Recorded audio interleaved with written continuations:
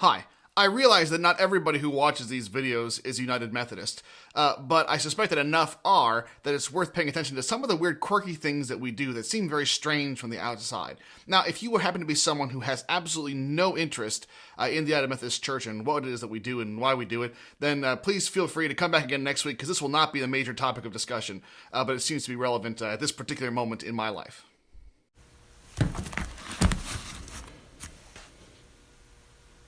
Now, you may have noticed that I'm actually leaving a little bit of extra space over this shoulder here. That's to hopefully try to be a little more organized with some of these things to make sure we keep them all straight. It's an experiment. Let's see how it goes. Recently, in fact, not very long before I recorded this video, it was announced in my two congregations that I serve that my appointment has changed, or will be changing in July 1st, and so I'll no longer be serving as the pastor in two communities in north central Iowa, but I'll be moving to serve one community over in northwest Iowa. It came as a surprise to everyone because I didn't request it, and the congregation didn't request it. It was one that was decided on our behalf by the bishop and her appointed cabinet. When the announcement was made, I had several folks come out to me afterwards and ask why it is the bishop would do something like that. Why would you take a pastor who didn't ask to leave and a congregation who didn't want them to leave and force that kind of change upon them like that? It didn't seem like it makes sense to separate them. And later on in the same day, I had a friend from a different church, a different tradition, who wrote to me to say, hey, it seems to me that Methodists, the United Methodist Church seems to move their pastors more frequently than any other church does. Can you explain that to me? And so since it's relevant in my life, and it might be relevant either in the past or present or future of your life, I want to share a bit of why we do some of the things that we do. The thing is that there are several things we do in the United Methodist Church that seem quirky to outsiders, but in fact, they really kind of are all related. So it's not that we really have a bunch of quirky things we do, it's that we kind of have one system that happens to have some quirky implications. Specifically, I want to talk about the system by which pastors are appointed in general. I want to talk about how they are appointed with some frequency, and also about the fact that local churches actually do not own their property, but they're being held by the local church in trust for the annual conference. And actually, all three of those things go all the way back to John Wesley in the 18th century. As a bit of a side note, I'm actually going to be presenting something like an idealized form of these things. I realize that our systems don't always work exactly the way we expect them to, but this should at least help to explain why the system is what it is. In its earliest days, the Methodist movement wasn't really a church in the sense we think of it today, but it was a movement of renewal within the Church of England, although it brought in people from all kinds of traditions. And also, at the same time, there were only ever a handful of ordained clergy involved in those earliest days. And so all those things combined with the fact that they really weren't so much churches but societies meant that you had leaders who were kind of rotating among the people on what they called a circuit. In the midst of all this, John Wesley, in addition to all of his other preaching and ministry that he was doing a lot of fundraising. He was helping to build clinics, he was helping to build orphanages and schools, and he was trying to also create funds to make small business loans to help people get out of poverty. Well, in the midst of all that, he was raising funds to do a lot of building of preaching houses. Well, in the midst of the preaching house building projects, he would include a clause in the deed that basically said that Mr. Wesley is the one who owns this building, and it's Mr. Wesley who gets to decide who's going to preach in them and who is not.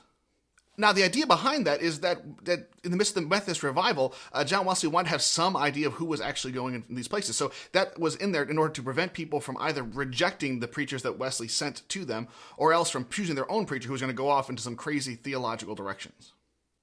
As another one of the side notes, there actually was a time when there was one of the preaching houses that Wesley had essentially paid for who said to him, essentially, oh, please, Wesley, don't include that line that says that you get to decide who's going to preach here.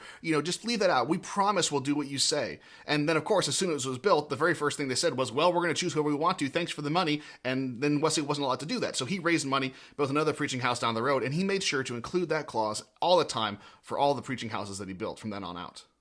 So because of all of that, it became the tradition that the local churches and local congregations do not actually own the buildings that they upkeep and maintain and have services in. That those are actually held and owned by the annual conference, which is the denominational unit for the region in place there. And what that ends up doing is the bishop then has the authority and the responsibility to appoint pastors to the local congregations. And so it's actually crucial to the appointment system in the United Methodist Church that the annual conference owns the property. Because if the local congregation owned the property, then when the bishop wants to send a pastor, the congregation could say, we don't want your pastor, and they could prevent them from getting inside the church because they have access to the keys. They could prevent them from living in the parsonage. They could do all kinds of things to disrupt the order. So it's very important that the bishop has the authority to appoint the pastor, and the proper to that is having the property to do it. And so it works out to be a kind of partnership. In order to appoint effectively, the bishop and the annual conference need to be the ones who are holding on to the property as such. But also, the bishop then has the responsibility, it takes it off the shoulders of the local church to provide pastoral leadership in the midst of the congregations. So because of all of this history, every ordained pastor in the United Methodist Church knows that in theory, any given year, they can be picked up and moved somewhere else in the annual conference. It's kind of what we signed up for when we decided to be a pastor in the United Methodist Church. So now that we've talked about how it is that the appointment system began in the first place, it leads us to the question, so why is it that pastors in the United Methodist Church seem to move so much more frequently than in other denominations? And first, it's important to note that actually today, United Methodist pastors stay in one place a whole lot longer than they used to.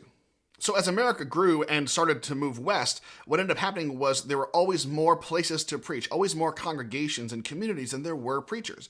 And so the expectation was that the pastor would be on a circuit where they could at least get around to all the churches at least 4 times a year, with the expectation that in their absence, it would be primarily lay-led and lay-driven. On top of that, pastors were actually not usually appointed to the same circuit for more than 1 year, certainly not more than 2 years. In fact, it's understood that there was a time when people would be teased if they got appointed back to the same circuit for a second year, something along the lines of, what, you couldn't get the job done in 1 year, you have to go back and finish what everyone else got done in 1 year? Well, because the bishop is responsible for deploying pastors, it means that the local church is not responsible for trying to find a replacement when their pastor leaves or retires or dies. So what happens is, at the end of a year, when there's going to be a bunch of retirements in place, the bishop and the cabinet need to get together and try to decide which pastors are going to be the best choice to follow those who are retiring, who are leaving for some other reason. The only thing is, the pastors that they get picked to go there are oftentimes pastors who are already serving churches in the Iowa Annual Conference, which means that now their churches are going to be empty and need of pastoral leadership, and so they need to fill those pulpits, and so on down the line. And so by the end of the process, a lot of times a whole bunch of moves have to take place just to meet the need.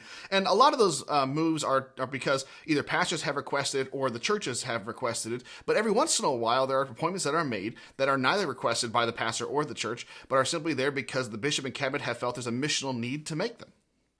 Now, I suspect for anybody who's watching this video and who thinks that what the United Methodist Church does is odd on this, you're already aware of the potential downfalls of this kind of system. The most commonly cited one is that you need to have a pastor who's in place for a certain amount of time to build the trust that they need to be able to do the kind of effective ministry that needs to be done. And I certainly think there's at least a nugget of truth in that. But we need to remember that John Wesley was no dummy, and he didn't start doing something, and the United Methodist Church has not continued to do it if there was just downsides and no upsides. In fact, there actually are a handful of upsides to the system as well. First of all, the idea that Wesley had in mind was if you constantly have a rotation of leadership and you don't have one person staying in one place for too long, it undermines anything like a kind of cult of personality that could set in. And when you have a constant rotation of leadership, it becomes less important who it is who happens to be leading on that particular day, at that particular time, at that particular place. Additionally, there are some other potential problems of having long-term pastorates. For example, it's very difficult for anybody to follow and have successful ministry after a beloved pastor has been there for decades on end. The length of time can have some positives, but it also has some negatives it carries with it too.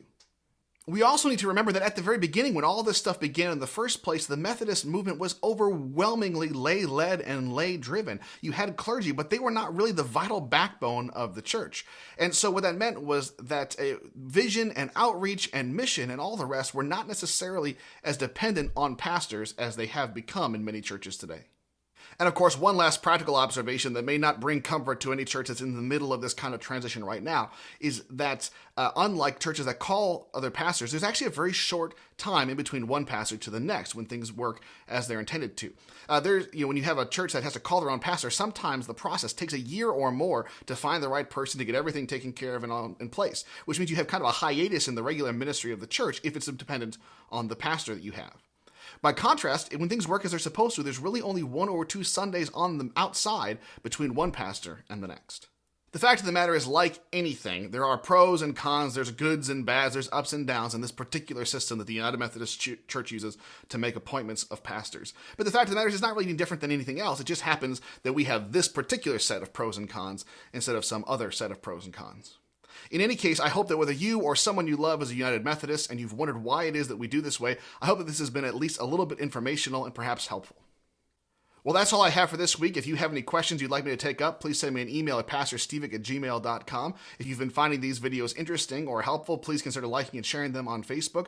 You're also invited to subscribe to the YouTube channel these are posted at which is youtube.com/tstevik1. Well, thanks for listening. I hope to see you next time.